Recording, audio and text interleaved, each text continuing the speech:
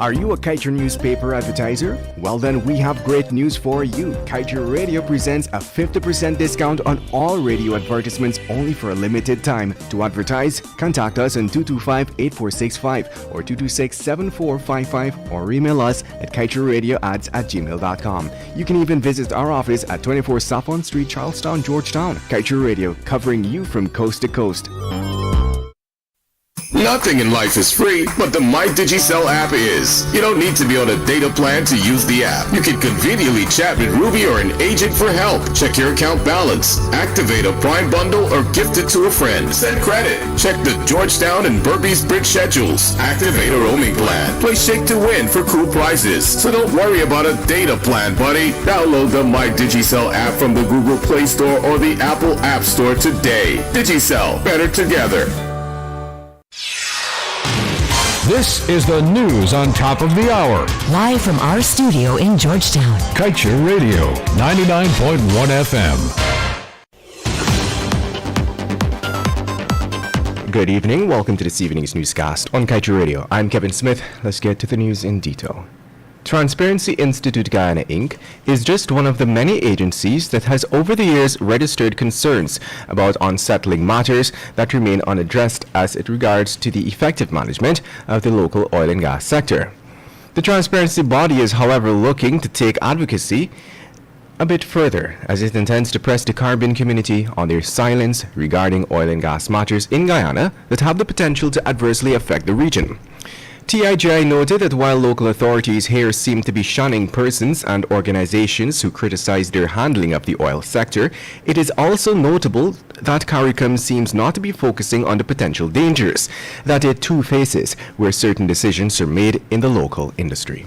The transparency body was at the time referencing the contractual agreements made between Guyana, ExxonMobil, and its subsidiary agencies for the pumping of the country's offshore oil reserves. And moving on, as the war between Russia and Ukraine continues into the third week, countries around the world have been grappling with dire economic impacts. In Guyana, however, the situation may be bittersweet. This is so given that the country stands to benefit from the increase in oil prices on a macro level. Budget 2022 had predicted, for example, that the Natural Resource Fund would collect close to $1 billion this year. The government had estimated in February that oil prices would hover around $70.4 per barrel. However, on account of the Russia-Ukraine crisis, oil prices have soared to $139 a barrel. With respect to the reverse impacts, economist Elson Lowe opined that these are being felt by the ordinary folk tasked with getting to work via vehicles powered by fuel, or even buying themselves a meal, as the trickle-down effects for global transport and manufacturing costs have and will continue to spike in the coming days. The economist said the government should ensure that its citizens benefit from the higher oil prices by ensuring efforts are being taken to mitigate costs associated with the transportation and food. And now let's tell you, among other questions to be asked regarding the leasing of the multi-million US dollar Enmore packaging plant, GAU will seek to ascertain the cost at which the facility will be leased when it meets with Gaisuco next week. Like the rest of the country, GAU had learned of leasing discussions after the government announced the same at the Energy Conference and Expo held at the Marriott Hotel last month. Arrangements regarding the leased packaging plant to a 52% Guyanese-owned joint venture called Geison's K&B Industries Inc. to be repurposed to serve some of the oil industry's manufacturing needs is one for a public focus, since arrangements surrounding the construction of the facility prior to 2011 was a source of contention.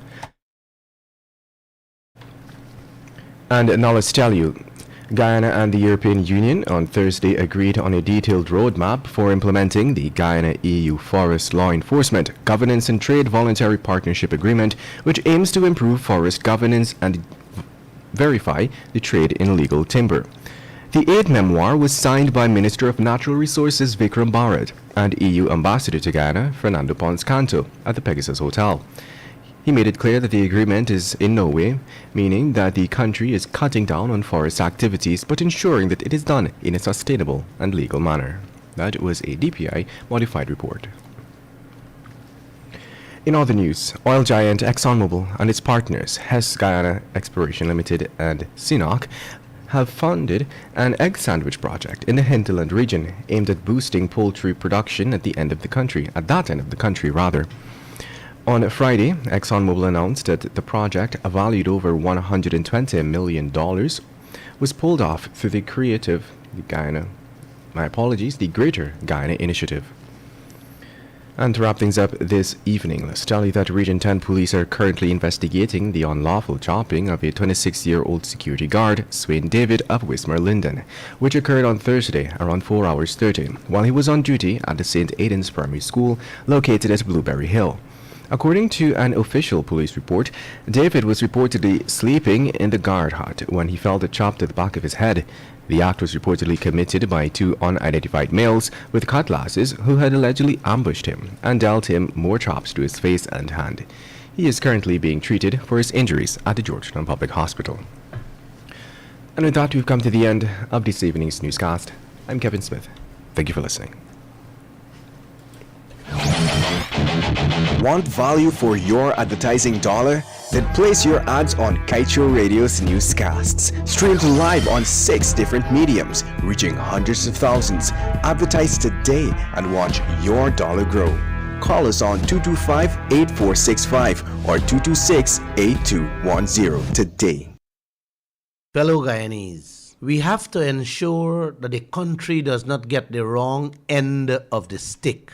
Those are the words from our president when he was in opposition. He also promised Guyana to manage the oil sector in which all of us can benefit. He said the oil contract will be reviewed and renegotiated. Hear him in his own words. The oil contract. Do you agree with the 55 billion signed away Global Witness report? And will you revisit the oil contract? We have made it very clear, but we can never agree. How can, I don't think any Guyanese agree with this. No Guyanese. Except